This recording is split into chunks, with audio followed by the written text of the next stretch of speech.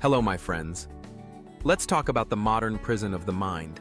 It's a state of being mentally frozen, trapped in a cycle of endless thinking, researching, and contemplating, but never doing.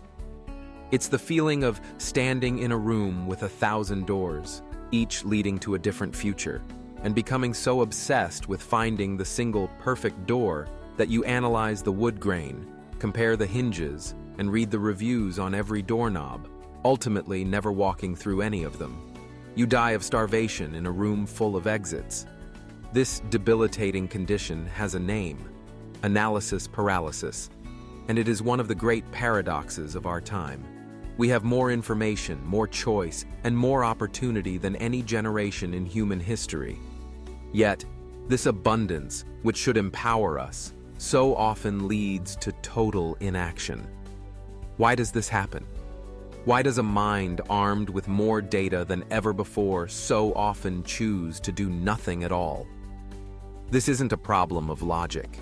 It is a problem of psychology. It is a form of fear that masquerades as diligence.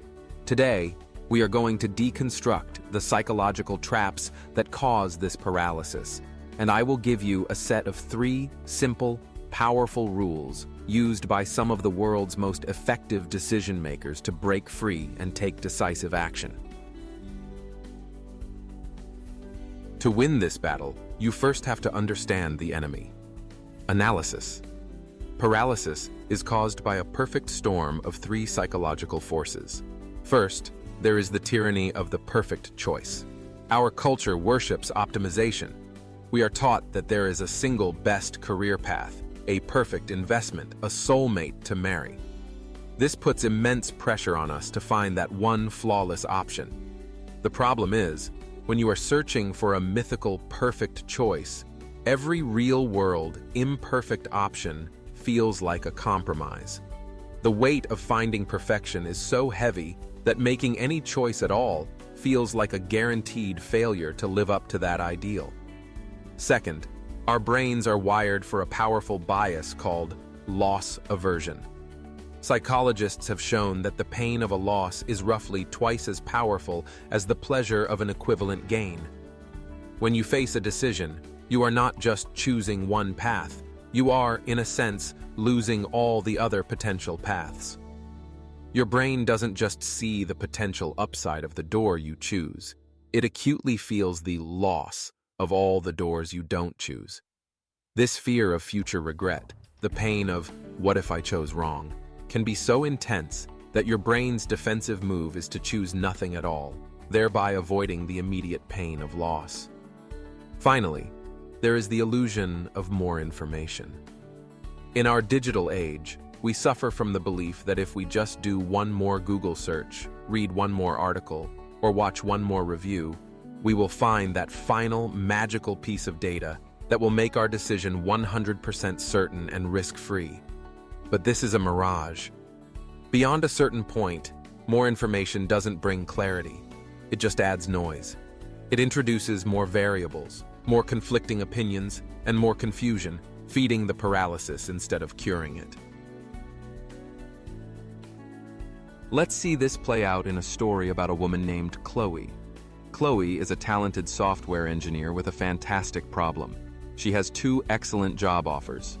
Job A is at a large, stable, prestigious tech corporation. The pay is great, the benefits are incredible, and the career path is clear and secure. Job B is at a younger, high-growth startup. The base salary is slightly lower, but it offers stock options that could be worth a fortune if the company succeeds. It's riskier, but potentially far more rewarding.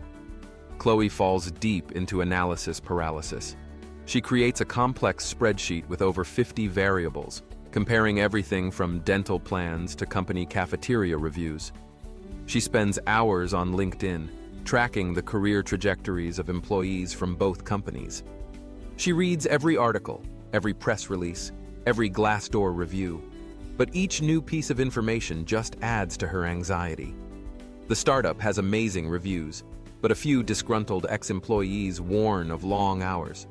The corporation is stable, but some say it's bureaucratic and slow-moving.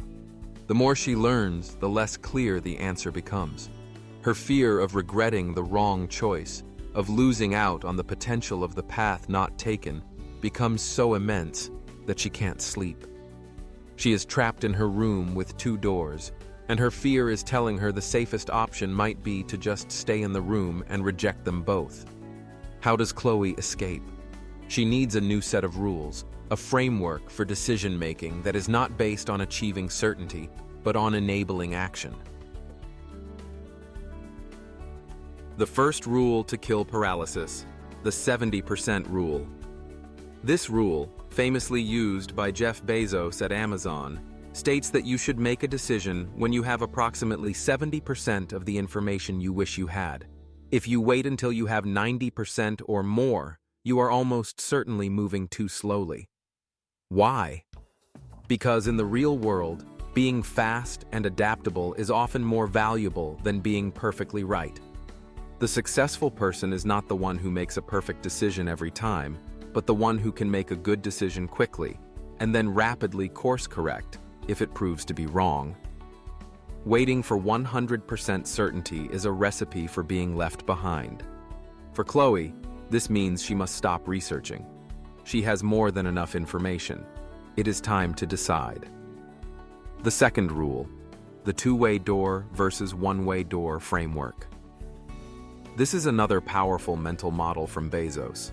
Before you make a decision, you must categorize it. Is this a 1-way door or a 2-way door? A 1-way door is a decision that is irreversible, or at least very difficult and costly to reverse. Think selling your company, having a child, or other momentous life events. These decisions should be made slowly and with great deliberation. But the vast majority of our decisions in life are 2-way doors. They are reversible. If you walk through the door and don't like what you see, you can turn around and walk back out with minimal consequence. Chloe's job decision is a classic 2-way door.